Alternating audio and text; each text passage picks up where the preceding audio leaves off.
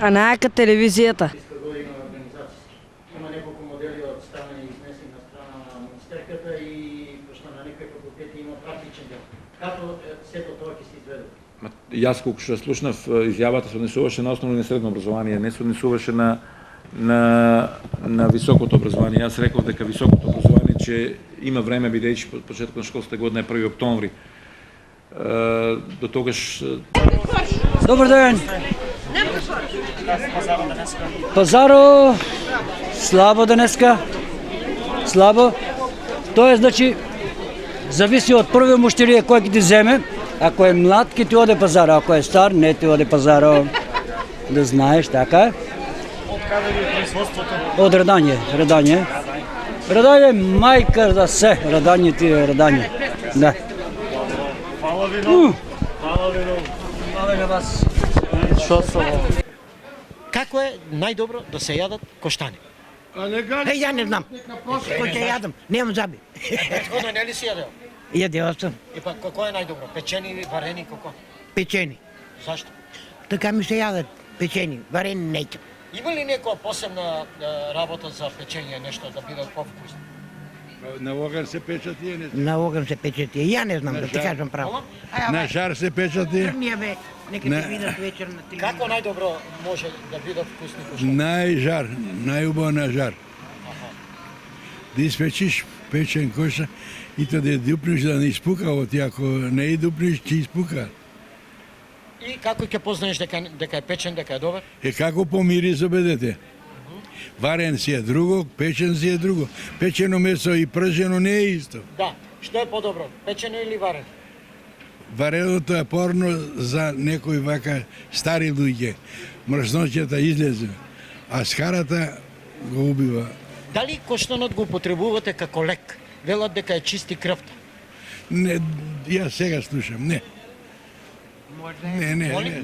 Може да има, ние не знаеме тоа. Аха. Да сте ми живи и здрави. Добар ден. Нека ни е Митре Китанов, звани Гоце Делчев. Добро е. Да. Слушај, ако се работиле нашите предци, како сега вие што работат, ние опште нема да сме родеме, нема да постоеме. Оваа земја, во е пупоко на овче поле. Најплодната земја. Нека доведат земјоделци, факултети, нека дојдат, нека проверат дека е најплодната земја уништуват. Тоа е срамота и за државата и за народо. Нашите втуци ќе зборат, после ќе не кълнат. Зашто сме дозволиле да дојдат тука лопови од профит. Не успеа за аеродромо, сега ќе дават. Кажаја што тоа е за аеродромо. Не ја даваме земјата, штрикуваме. Дека тоа ќе дојде еден обичен безмислен и ќе го плати и ќе го земе. Сега? Како едно пиво, толку ќе даде пари ќе го земе. Сега ние не го даваме. Ако треба крв ќе паѓа. Излажање. Требаше се го закрасна. Порано нека да утепат, него да земат земјата. Што ќе работим ние? И ние ли да одиме за Италија? За Швейцарија? Да си селим и после дека седат младина тука. Ќе направиме се најдобро за да седе младина тука. Нека седи и сели се младината. Ши може некој младо дете и тоа ќе избега. Значи ли дека и Мустафино ќе го нема? И Мустафино нема ни да постое. Тоа ако изградат Мустафино нема да постое виш, готово. Ке стане како Бориловци, како другите села. Да случи интервју намалува се цената на паркирањето. Твој коментар? Добро е, супер. Супер. Чим се намалува, да не се покача. Изненадува ли ти се друго качува? Да, изненадуваме, искрено да ви кажам. Аха. Многу и то изненадуваме. Се качува, паркирањето оде доле. Браво, само за стипендион. Добро е, работа добро. Да си ми живи здрав. Слушай се, стипендиото, а некој тие ќе натераш и мисли. По повод новогодишните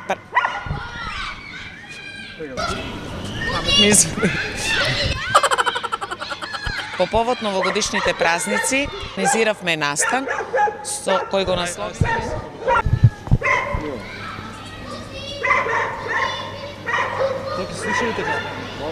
По повод новогодишните празници оваа година решивме да им понудиме на граѓаните на општина Штип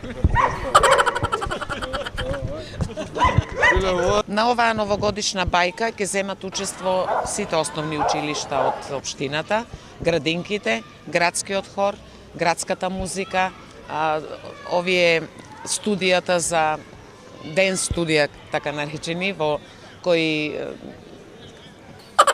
сечки ден студија. Студијата за модерен танц. Две ноќи го тршиме. Да првата ни бега, втората пани не осети, не чекани. Јама третата вечер, паднаму се на бандик паричката те памек. Паднаму се на бандик паричката те памек. Не чекани, јама третата вечер, паднаму се на бандик паричката те памек. Сега не ми се допаѓа што нема оден, меѓутоа знаеш што, можеби од една страна за овие, каже, терористички напади, можеби за тоа да е политички, а како друго, џубрето пред секој куќа, секој мало се собираше и се палеше. Точно ли е тоа? Дека е така? Ја така мислам дека е така. Па сега не нека кажуват што сака. Можеби од една страна за овие, каже, терористички напади, можеби за тоа да е политички. Точно ли е тоа? Дека е така? Ја така мислам дека е така. Ја така мислам дека е така. Мислам, одсебале добро до сега во Чедрчето, исто како дојре на плажа, да сме вакане, сонче, супер.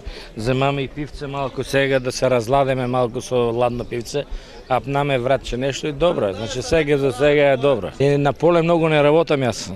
Не, за тука збора. Не, за тука е добро. Гледам жени минат, млади овака невести, продавам парички, има невести убави минат, значи свака час. Нема, супер е.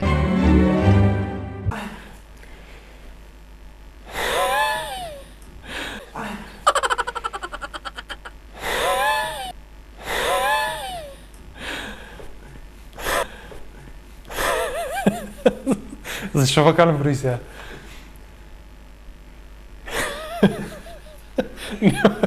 Осеќам се. И уште еден, чекай да не се изместам од кадра. Не се... Не можам да се узбилам, треба ми сега време. Не можам да се узбилам, треба ми сега време.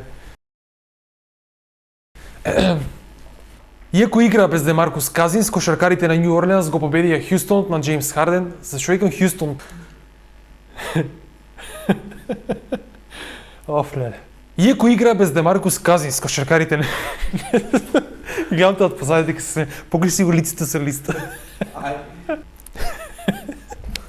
Мартин бе, дај ја ќе го прочитам.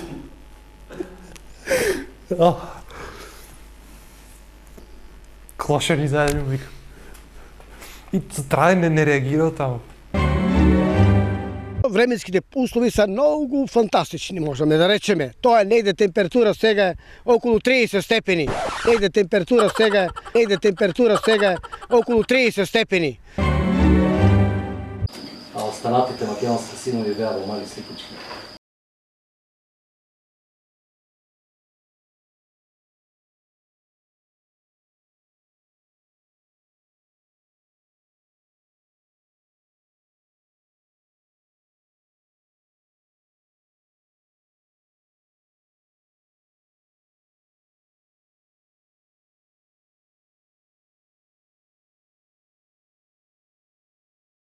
Телевизијата.